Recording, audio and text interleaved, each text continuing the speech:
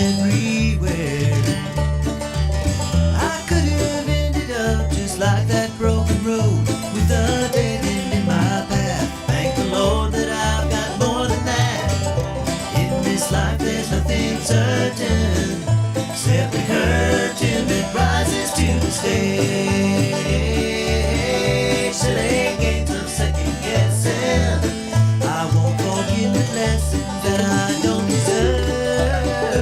Because one street over there's a life I couldn't have known would have kept me from the one I love today. One street over there's a life I couldn't have known. All right, good morning. Things aren't You always are as tuned they into seem. 1100 WSGI, and this is Lee Marie in for U-Turn Laverne on One Street Over. Let's go to the Lord in prayer. Heavenly Father, thank you so much for today. Thank you for waking all of us up, for giving us breath. We know that everyone that has breath right now has a purpose, and we pray for your perfect will, your perfect timing. Oh, Heavenly Father, your ways are not our ways, and we pray for wisdom and discernment. Please guide each and every one of us. Take this show where you want it to go. We pray a special blessing on U-Turn Laverne and her family as they deal with this very difficult time of losing her mother.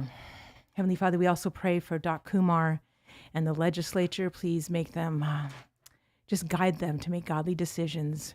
We love you, we praise you, we need you. In the mighty name of Jesus, amen. All right, well, today is a special edition Go Show because we have Representative Doc Kumar with us today. And I was so glad that you were able to come in because it's almost the end of the year.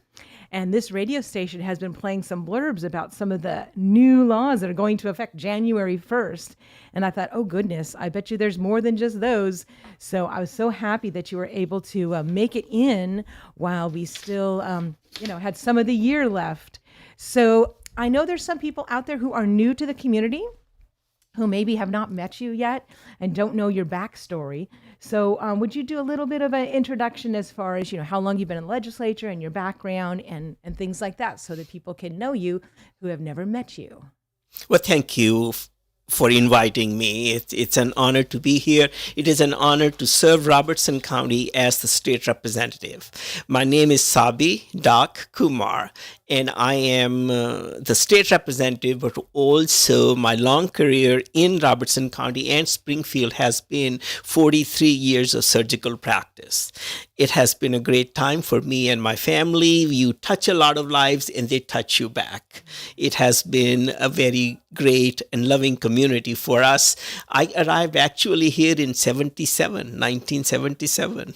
So I did close my surgical practice at the end of 2020. Because of COVID, during that time, there was no elective surgery, and I had stopped taking emergencies 6 years before. So it was a practice time for me to realize what life would be like. And of course, after 43 years of practice, we had been thinking about when the time will come to close the practice. Although I closed my practice, my legislative work has been busy. I was elected in 2014 as a Republican and a conservative, which reflects the values of our community. Mm-hmm. And I have served in the legislature since that time with important topics that have come before us during that time. And also, I chair the Insurance Committee in the Tennessee House of Representatives. It has really given me time to know the community from a different perspective rather than, in addition to being a surgeon. I'm still a surgeon. I still meet patients whom I have treated and families whom I have treated. There are some families where I have treated 4 generations of them. Wow. And it has been a great way to live and raise a family and connect with the community. When I go out now, again, presently, everybody calls me Doc. because I have been their physician, and people are extremely welcoming. The legislative part has become very, very busy. When I first got elected, it used to be that I would work a full day Monday and finish by 4 o'clock in the afternoon and arrive at the legislature for a 5 o'clock session. Wow. Nowadays, I have to get there at 9 o'clock in the morning because there is so much work to do to prepare for the various bills and laws that come on. Wow. As far as our upcoming legislative session, I would like to also say that this is the time of New Year. And of course, I hope everybody had a wonderful Christmas.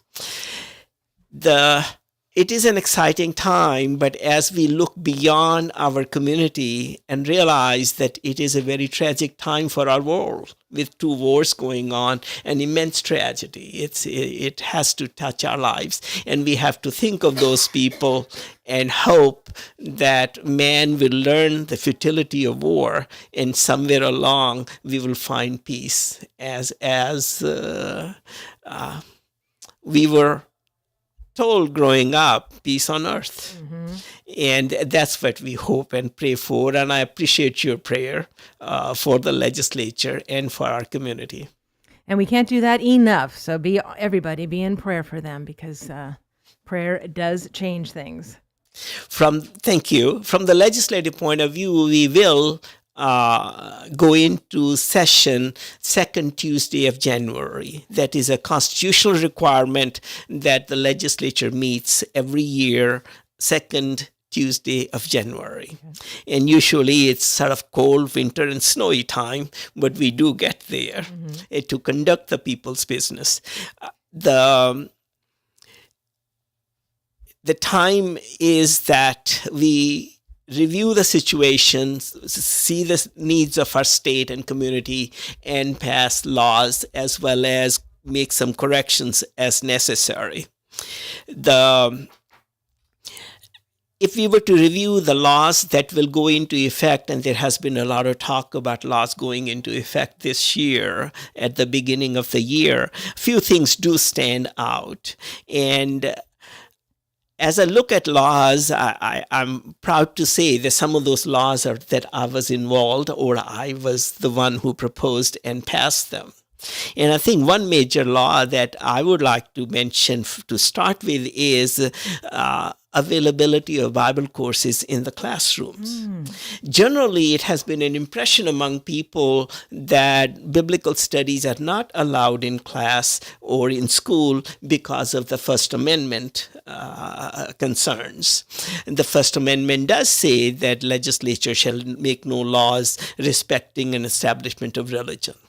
But at the same time, people who wrote the First Amendment, who wrote the Constitution, our forefathers of this country, they were also very religious people. And most of the constitutional aspects reflect biblical values. Those are the values that they wanted to follow when they arrived in the United States. And if we look at this again, the current law, despite the impression that First Amendment interferes with the teaching of Bible in class, the current law is that a non-sectarian, non-devotional academic study of the Bible is permitted by the Supreme Court. And that's important because Bible is not only a guide to our values, our moral foundation, but Bible is also has a historical perspective, what we have learned and what we have followed. So based on that, yes, teaching of biblical text in schools is allowed. To say that it should be non-devotional and to say that it should be non-sectarian, that's understandable. But at the same time, if you are reading the Bible and you read the Lord's Prayer, how can you make it non-devotional? It is us talking to God, praying to God, for thanking Him for all the blessings we have and asking Him to lead us in the right path, isn't it? Mm-hmm. So when I first got elected, I was approached by a lady by the name of Carol Dollar from White House who said, "Look, I prayed for you to get elected. Now I want you to put Bible in the classroom." As I went to search and discovered that, yes, again, a non-sectarian, devotional study of the Bible is allowed, so we started working on it, and it turns out that the requirement was that a school district can develop their own curriculum for study of the Bible in a classroom. That has to be approved by the state. Out of 148 school districts in Tennessee, about 22 have done so. But it is a lot of effort for each school district to develop their own curriculum. So my contribution was asking the State Board of Education as well as the Department of Education to take the curricula that have been approved. Those have already been approved for these 22 school districts, make them available on the website so everybody can use them. What a great idea. Right. It was very simple. It's already there. And not every small school district is able to develop a detailed curriculum. And but it has taken us almost 2.5 to 3 years to get that done because there was confusion in the law. Is it supposed to be a State Board of Education or it's supposed to be a Department of Education? Bureaucracy reigns, it still exists, doesn't it? So finally, with a good person who came as an attorney to work at the Department of Education, she took charge of it and said, yes, this is very simple and doable, and we will make it available. So on the Department of Education website, at this time, curricula that are ready to be taught are available. And I think that has become effective with the new year. Wow, that's great. The second thing that has been talked about a lot, and again, it's a law that I passed, was a supplement towards the cost of gun safety courses. Public safety has really been in the news. It's very important. It's very critical. And I think that is the first duty of any government, to assure public safety. Then we talk about education and healthcare and other things, but safety comes first. When we passed constitutional carry 2 years ago, it was no longer necessary to have take a gun safety course prior to carrying firearms. I remember when I did get my carry permit, that I took a course. It was a 4-hour course. It was, and I learned a lot from it. I really did, and I thought it was very, very helpful. And I think I should take it again, and people should take it. Anybody who buys a gun, especially for the first time, should take a course when they purchase a firearm. It is a privilege, it is a blessing, it is a right to be able to purchase a firearm, but there is also a great responsibility because it can be dangerous. Lives are lost because of small accidents. So when we passed constitutional carry in Tennessee, which Governor Lee had promised, and the legislature was happy to do that. That meant you can purchase, if you otherwise qualify from your background checks and so on, you can purchase a firearm and be able to carry, not to have an additional permit, which meant you do not have to have a gun safety course. And I felt something needed to be done. Researching it, I was really impressed. In 2020, 55,000 gun safety courses were given in the state of Tennessee. In 2022, that number had fallen to 11,000. I thought something needed to be done about it. And these courses are approved by the Department of Safety in the state of Tennessee, and they are administered by schools that have been approved by the Department of Safety. There are 250 schools that administer these courses. So from 55,000 gun safety courses being taught, we were down to 11,000. Something needed to be done. We could not require people to do that, because then we will be undoing our treasured constitutional carry that we passed. So we could not require people to do it, and we felt the only other thing was a financial incentive. Most of these courses cost, on average, I'm told, around $40 to $42. So the state of Tennessee will pay $30 towards a gun safety course for anybody who wants to take it. A gun purchase is not required. Now, the important thing, this law will go in effect. At the end of the year, we will discover, did we make a difference? I talked to Governor Lee, and we discussed various things. We decided we'll put $1 million into this effort from the state and see what happens. Are we able to improve? My hope is that it will become a permanent program, because we will have more people taking courses. Now, so the state will compensate them with $30. They will pay $10 from their pocket. Being a doctor, I call it a copay. And that's important, because anything that is given free to people does not have as much value as if they have their own skin in the game, they put their own effort in.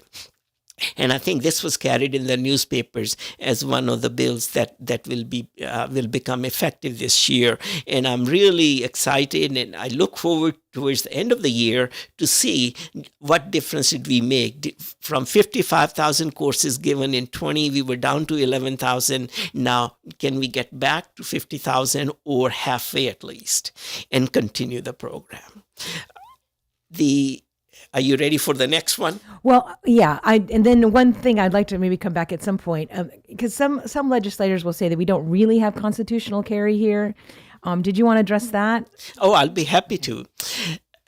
It has been said that we don't really have a constitutional carry, but those who say so, when I talk to them, what is your objection to it? And their objection is 5 conditions that were placed before constitutional carry is allowed. And when you address those one by one, everybody agrees that those are required. Okay, number 1 is age 21. Okay, we do not allow people to have a drink or be able to purchase cigarettes under that age. I think allowing people to carry a weapon at age 18 is very early. And that is what most legislators felt, and that's how we voted. So that allow our citizens to have a degree of maturity before they are given the responsibility of carrying a firearm. Now, there is an exception to that too, and that is that if you are active military or you have served in the military, then age 18 is okay. So that was number 1. Number 2, somebody who's had a federal felony conviction. Now, they are involved in crime, they committed a crime, and I think there needs to be a cleanup time before they're allowed to carry a weapon. Somebody who has been also convicted of stalking. Now, that's a dangerous person. I don't think they should have a gun. So there are a couple of other conditions there for which it is totally justifiable to say that no, this person should not have the right to carry. Now, true constitutional carry would be to these people that just, I am 18 years old, I can, purchase a firearm and carry it. But no, if you have certain things that are dangerous traits in your life, and I think another thing is having had 2 DUIs in the last 5 years, you are an impulsive person, right? Yeah, I had a question about DUIs, so remind me on that. Okay. But if you've had 2 DUIs in the last 5 years, you are an impulsive person and you have proven so. Being able to carry a gun is not a good idea. So I think we do have constitutional carry. It honors the right that the Second Amendment has bestowed on American citizens, that they have the privilege of being able to carry firearms, and it will not be infringed. We have honored that, but we have honored that with certain concerns for public safety, and those are very eminently justifiable concerns. I can't imagine anybody saying that people who have committed these offenses and who are rather dangerous should be allowed to carry a firearm. I think. Are you ready for the next one? Yeah, I was just going to say that some people say that the reason we don't have a true constitutional carry is because that it says that it makes it a crime for any citizen to carry a firearm with the intent to go armed. And it says a path to real constitutional carry would be to delete that sentence.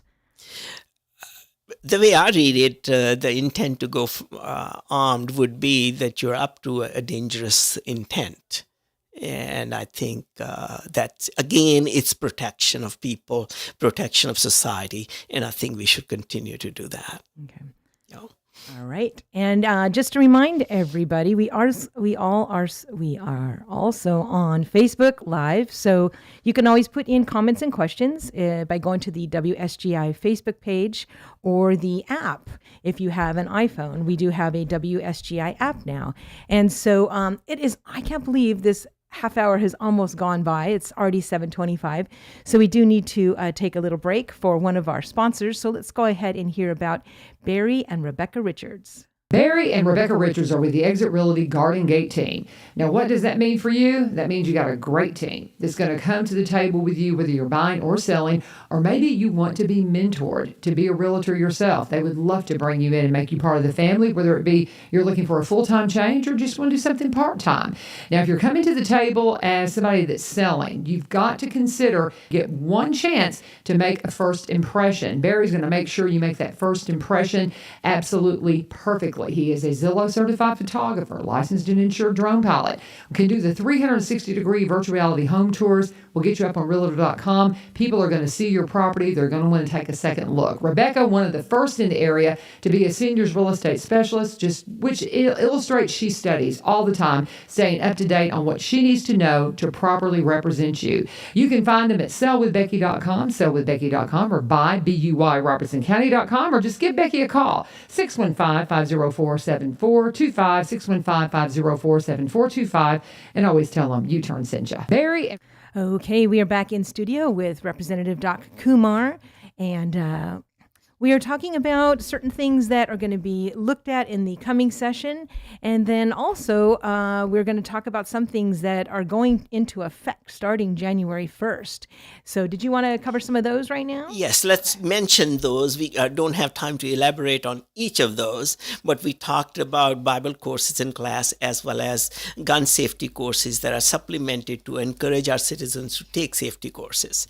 And the other things that are going in effect is that it has been in the news about the Paid Family Leave Act. That is, that insurance companies now have the ability to develop a paid family leave policy, and then employers can fund that policy or purchase that policy to make that available to citizens. In addition, it has been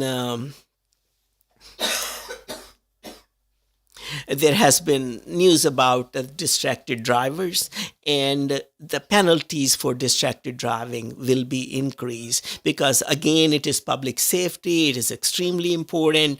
A moment's inattention can really change lives and cause serious accidents. Mm-hmm. So we should avoid, there are too many distractions in our lives these days. We should do everything we can. And this enhances the number of points that are placed on a driver if they are convicted of distracted driving. We also have that children under different circumstances under DCS care have chaplain services available to them that will go into effect. In addition,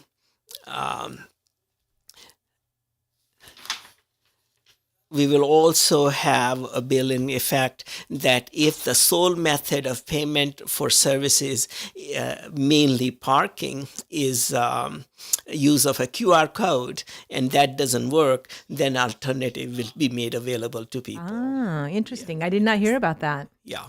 Yeah. Was there anything that you read that? No, the one thing that I did want to just ask about, because you had touched a little bit about drunk driving, and I'm just so amazed at how many people will have multiple DUIs and that are still driving.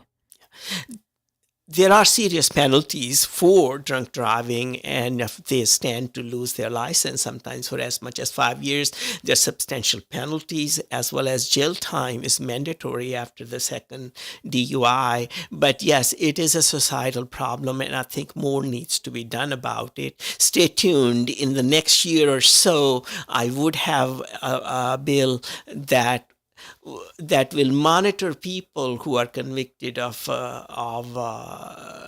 driving under the influence. Technology today is much more advanced beyond the breath analyzers and so on. We can place patches on people, and those patches can be analyzed to see if they are staying clean and sober, especially after they have been convicted. What is tragic is that a person is pulled over, their breath analyzer or blood test confirms the fact that they are under the influence of a substance, and then they're still allowed to drive before their hearing, court date happens, and then they cause a tragic accident. So we need to do things to avoid that. And as I said, technology is very advanced now. We can do more to stop this from happening. It causes great tragedies in people's lives. Yeah, I'm just always surprised. I mean, I have some friends who work in law enforcement, and it just seems that every crime is either involving drugs or alcohol. And that if someone is getting a DUI, they've already driven multiple times, under the influence. And so, when I hear like, oh, it's their third DUI, and I'm just like, The other complicating factor is increasing use of marijuana, which cannot easily be measured. You cannot do a breath test to say that this person is, driving and they are under the influence of a strong dose of marijuana. And by the time you get a blood test and so on, or other testing, a lot of this substance passes through the body in a fast way. But there is better technology available, and I think better laws about that need to be done to protect people in our society. Okay. All right. So we will work on that. The other thing that we wanted to talk about was the coming session. We will meet constitutionally as it is required on the second Tuesday in January, which this year will be the 9th of January. And Tennessee has a part-time legislature, for those of you that don't know, which Right. I think that every state personally should. That is true. We meet for about 3 to 4 months a year. Usually we are finished by the end of April or early May. And we do return if there is something critical that happens that we have to have a special session to consider certain matters. But most of the time we meet for the first 3.5 to 4 months of the year. And we also meet about 3.5 to 4 days a week. And the legislators are working people, and this is not even a part-time job because the payment for it is very small. The salary is small. And the idea is these are citizens who are volunteers working at the legislature basically to serve the people and review the legislation that we pass. This year, the major things that I expect for the legislature as the session opens, number one is, again, public safety is still important in the wake of the Covenant tragedy in March this year. Was it February or March? I forget exact date. But because of the Covenant tragedy, we still need to pay attention to things such as gun safety courses or other measures that we can take without at all interfering with the Second Amendment rights of our citizens. Because if somebody bad does something bad, the consequences should not be that law-abiding citizens lose their rights. I think that's very, very important to protect our Second Amendment rights. And I think good balance can be achieved, but it has been difficult because violence and shooting tragedies around our country have become all too common. And we need to work and pray for doing the right thing to protect people's rights, at the same time avoid situations that there is such degree of massive violence in our society. Right. And I never understand why people, when something does happen like that and they want to, strengthen the laws or, penalize people who are, carrying guns, legally.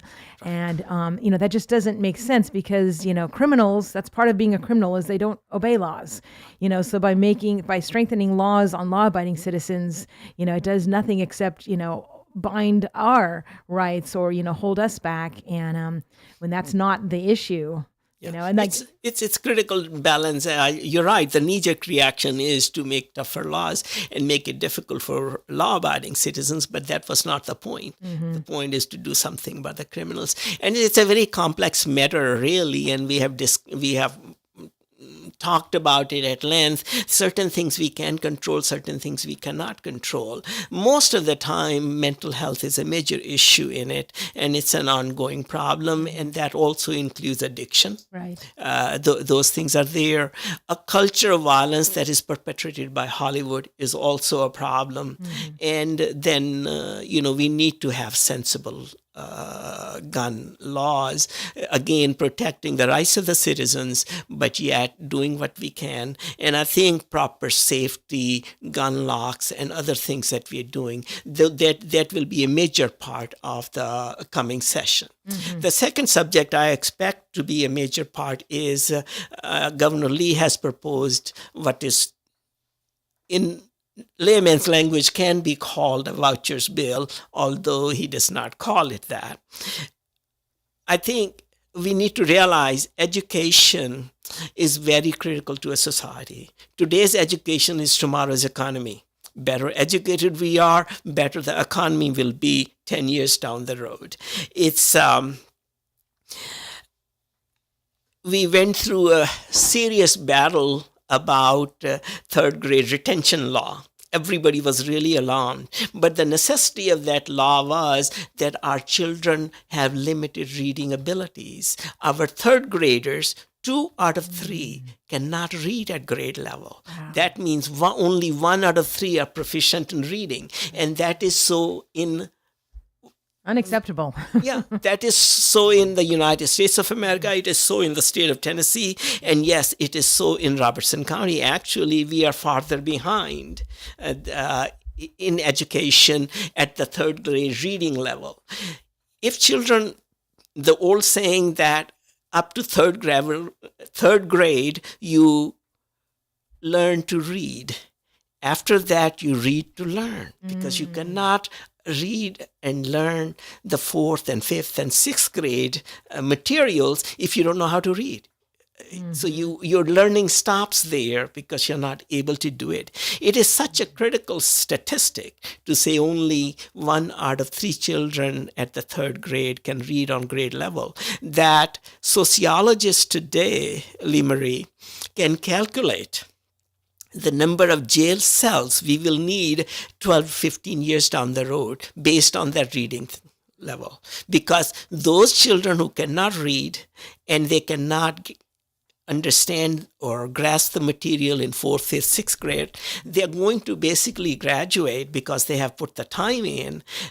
And when they graduate, they have a certificate that they attended school. It's not a certificate that they're proficient in any learning. And that's a tragedy. You assume that when our students graduate from high school, they know the material. That's why they graduated. No, it's based on attendance only, really.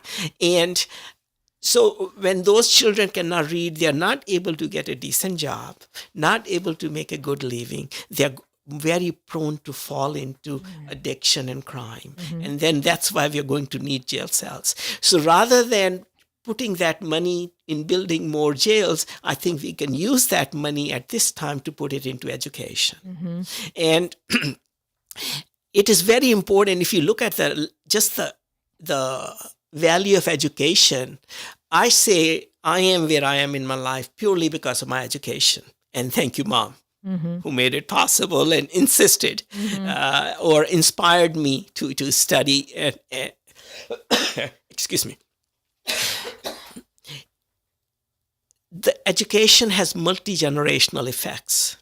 Number one, by educating our society, we can eliminate poverty. So if there are less poor people, the cost of social services, cost of welfare, cost of providing supplemented health care is going to go down. Those are taxpayer dollars that do not need to be spent.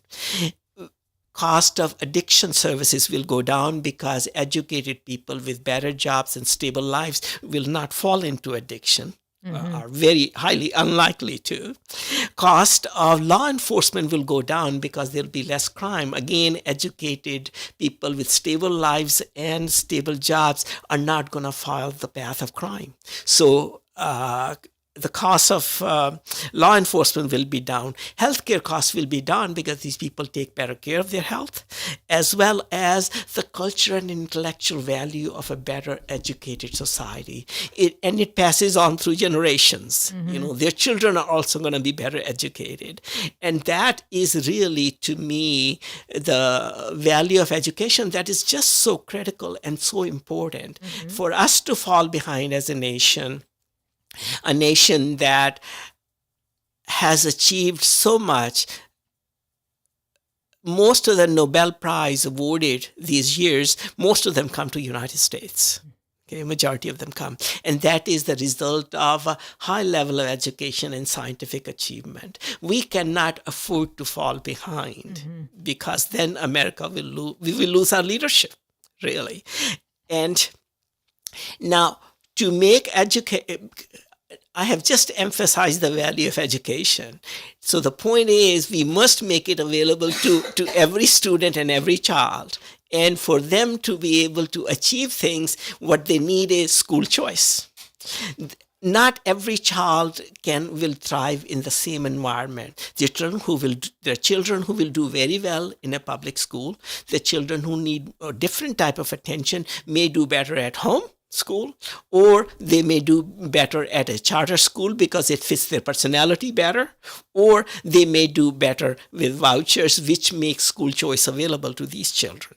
We passed a law also known as Tennessee Education Savings Account, TESA, that was a form of a voucher, and students were able to use that. But there were a lot of legal challenges to it. It has taken 3 years for it to come through now, and it is available only in Shelby, Davidson, and Hamilton counties. The other counties, it was not available.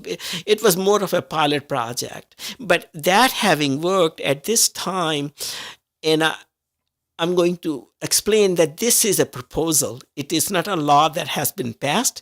It is a law that may not pass, but it is a proposal that has come from Governor Lee. Once again, it is a proposal that says that any child that wants to move from one school to another to a private school, and they have the ability and the desire, and the private school is willing to accept them, the state of Tennessee will give them a voucher for $7,000 that they can take towards their tuition.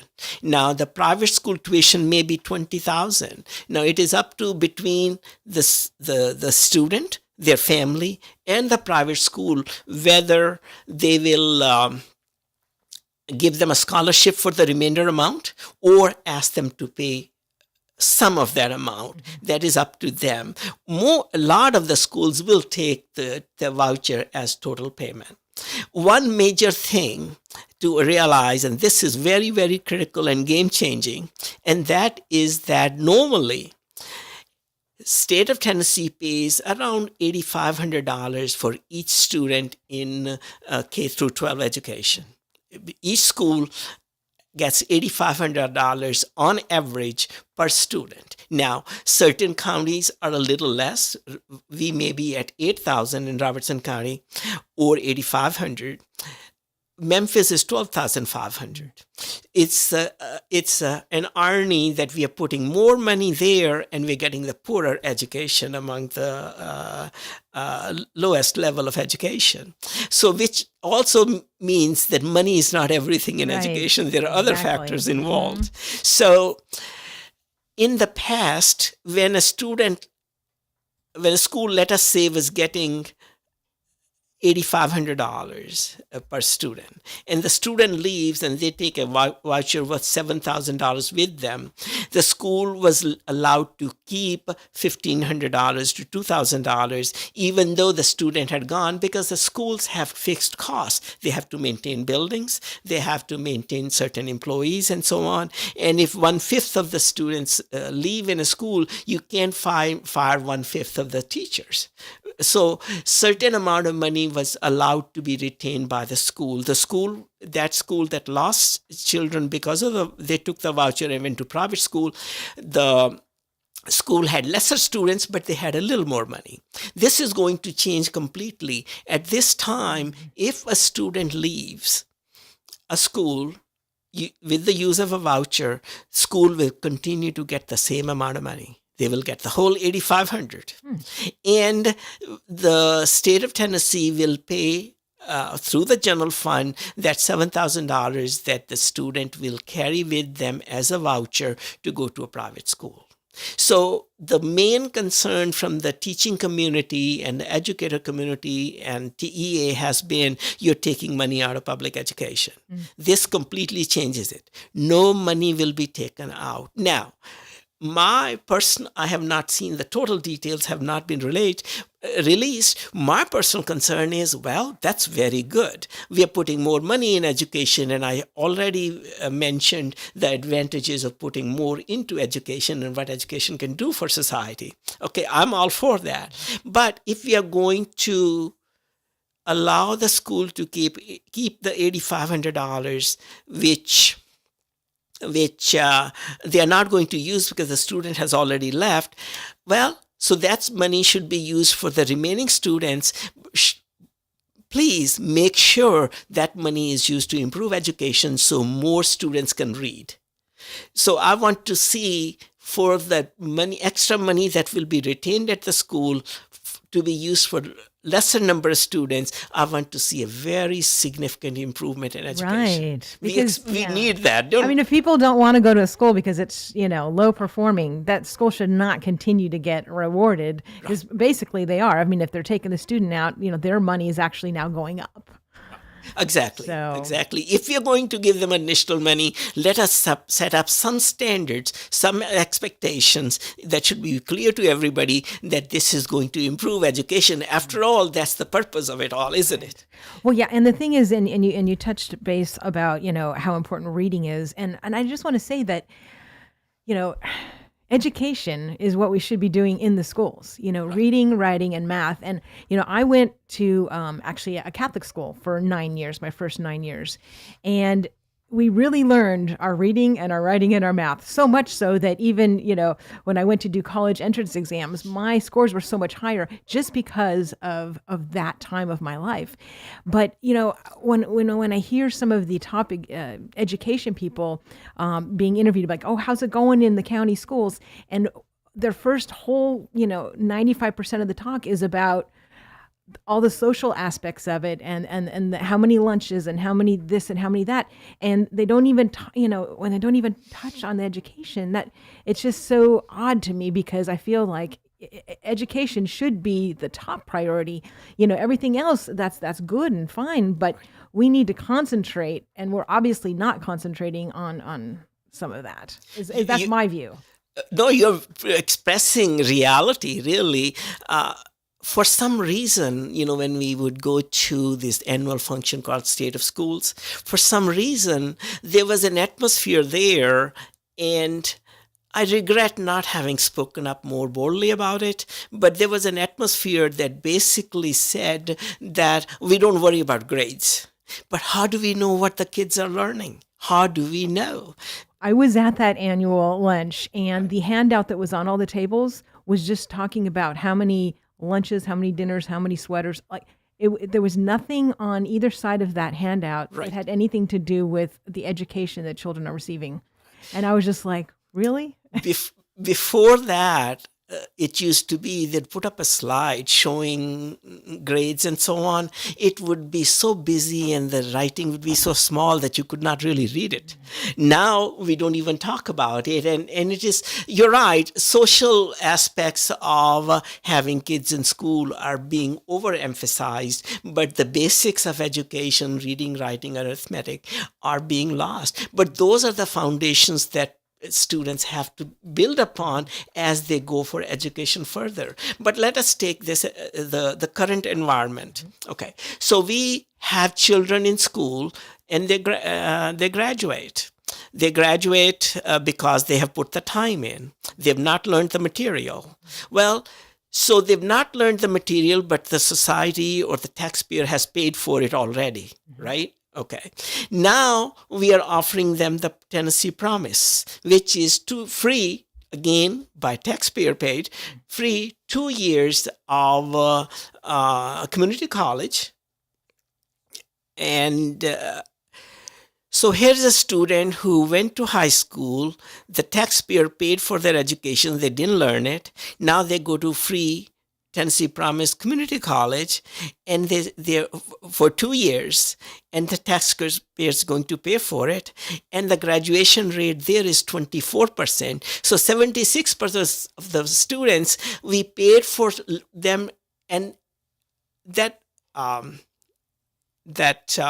community college is basically remedial high school, by the way. Okay, so the high school material, we paid for it once in high school, we paid for it again in community school, and still 76% of the students have not learned it. We paid for it twice. That's a societal loss and a loss of taxpayer dollars, and that should not happen. Well, I can already tell that you and I are going to need to meet and talk about education, because this is just like, oh, this is awesome. I do have to do a station break right now, though, because we do have to hear about Katie Did It Designs. And, all of you love watching those home improvement shows where we have to wait through all those commercials to see the before and after pictures, right? Well, if you go to katiediditdesigns.com, you can see some awesome pictures of rooms that she has designed, and you won't even think it's the same room. I was looking, I'm going, okay, that's a different room. Oh no, the windows are in the same place. That's the same room. And so Katie will come out, she'll do a free consultation, and she can just do an amazing job on any budget that you have at all, whether you wanted, her to do it all or partial DUI, I must say DUI, do it yourself. Or if you want to just, do it all yourself. But anyways, Katie is reachable at 615-525-5506. Again, that's 615-525-5506. Her email is Katie, MERS, @gmail.com. But you can go to her website, which is katiediditdesigns.com. Again, that's katiediditdesigns.com. And she is here locally, and she would just love to come out to your house and give you some great ideas. And what a way to start the new year, right? And if you look at her website, about designing your dream home, this is the time for you to be able to just start the new year with your dream home. Your dream home is waiting. And so just check out her website. There's also a bunch of testimonials on there. And I know a lot of people that actually have written these testimonials. So you'll be able to say, hey, you know what? My friends have used Katie and they were real happy. So make sure you check her out. She is one of our new sponsors on One Street Over. All right. We only have about 5 minutes left with our representative, Doc Kumar, who has been so interesting, and I'm so glad we were able to finally get you on, during this window of opportunity. So what did you want to finish with? Because we have about 5 minutes left. That is great. I've totally enjoyed the program. Yes, I would like to emphasize, as we look forward to the new session that starts on the 9th of January at the legislature, one, public safety will be matter number one, and that is what we will work on. Number two, Governor Lee's proposal about vouchers. And once again, it is a proposal. It is not a law yet. It will be modified. It will be altered, and it may pass. It may not pass. But if it does, the major thing is money will not be taken out of public education. Money will stay there and hopefully be used, or expectation and requirement will be that it is used to enhance education and bring our children up to the level of education that we expect them to be, so they can grow up and get further education and have successful careers and successful lives and improve society. But again, the vouchers matter is a proposal, the major difference being no money will be taken out of public education. So when you said it's a proposal, is it going to be like in a bill form? Yes. Okay. So is the public still allowed to send in comments or testimonials on that matter, or is there a particular legislator that they should be sending their comments to, or? No, I think they should approach their own Okay. representative or senator in the state. As this bill is introduced by the governor, I'm quite certain the media will advertise or write about it in detail. Again, certain details get lost, but if they complain that we are using public money for private schools, please remember the idea is education, and we should put the money where the education is better and will improve our students. If our students are at a level that only 1 out of 3 can read at 3rd grade level and a private school does a better job, yes, that is where our children should be going. Because And I don't think that, those low performing schools should get all of that money. Like you said, in Memphis, they're getting $12,000. And, if you keep throwing money at something that's low performing, well, they're going to keep low performing. Like, what happened? it's a tragedy, and it is unconscionable to insist that a child, because they were born in a particular zip code, has to go to this school, and that is a failing school, isn't it? That child deserves a future. That child deserves better education, and whether public money goes into public education or goes into private education, if it improves the future of that child, that's where that money belongs. That's what taxpayers want. Really. And it's not all about money. I mean, I know when I was in school, which I know that was a long time ago, but, we had like 35 kids, 1 teacher, no air conditioning. We didn't have any of the bells and whistles, that some of these schools have. But, there was discipline. And that was one thing that, kept everybody serious about learning.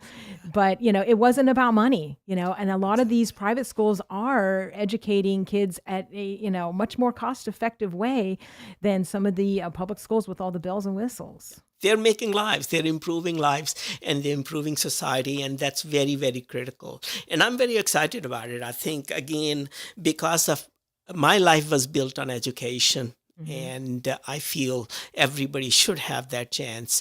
And here is a chance. And the major objection about vouchers, that money is taken out of public school, that no longer will apply to this new plan. Only additional money will go into education. And I think it's a very, very major step for our state. And let us hope that we can accomplish this, improve education, improve people's lives, and have great citizens. Well, I do appreciate your support of school choice, options, because I know that, whenever we have our meetings, you and Linda are there, and you always have amazing input on that topic. And I know that one thing that I do want to talk about, just real quick, because we have a couple minutes here. I know that some people are on Christmas break right now, but I do want to put this little seed out that Doc Kumar had told me one time about when you are on your vacations, and especially summer vacations. One little jewel that he had told me was study whatever subject you are the worst at. The one that's going to be the most challenging for the next semester that you're in. And I thought that was such great advice, because how many people look at summer and go, oh, I really hate math, but I'm going to just study that. But you said that that's what you did. And then when you went back in, you just flourished. It built my life. It changed my life. The idea is that at the end of a school year, figure out what your most difficult subject going to be next year, and during the summer, put it away. Take time and just absolutely master it. So when you arrive for the fall semester for the next year, your hardest work has already been done. And the stress is gone, and you will always be a successful and a good student if you use your summertime to put away the hardest subject that you're going to have next year. And I did that with organic chemistry. Which is meant to be hard. Oh, yeah. And so, I mean, that just shows that at any level of your education, because you did it in med school. Right? Right. I mean, goodness. All right. We just have a couple minutes left. And so if people want to email you or call your district office, how can they get a hold of you? Our office is 615-741-2860. One more time. 615-741-2860. Talk to Kylene. She's very efficient, very sweet, and really takes care of things. For any needs from the state point of view or government point of view that you want to make a comment, give us a suggestion, or you have a particular need, something that is stuck in bureaucracy of government and you're not getting help, you're most welcome to call us. It's our duty and our honor to serve you. And then also tell them what your district encompasses, because you cover all of Robertson County, correct? That is true. I only cover Robertson County and all of it, and that is District 66, State of Tennessee House of Representatives. Yes. So if you don't know yet who your representative is, if you live in Robertson County, it is Kumar. But if you are listening from somewhere else, then it is not. So you can always go on the internet and find out who your legislators are. And I highly recommend doing that, because that's one way. You can't be complaining about any process if you're not involved or know what's going on, right? Exactly. I think citizen involvement is very important. And same, coming back to education, which is our passion, parental involvement is very, very critical. Yes, there's so much that is definitely involved there. All right. Well, you all been tuned into 1100 WSGI. This is Lee Marie filling in for U-Turn Laverne. And I will be back tomorrow for Faith Friday. I'm so glad that you all joined us. And I am so happy that Kumar was able to come in, because this has just been so fascinating, and I look forward to more topics on this as well. So God bless, make it all a great day. You've been listening to 1100 WSGI. One beyond my wildest dreams.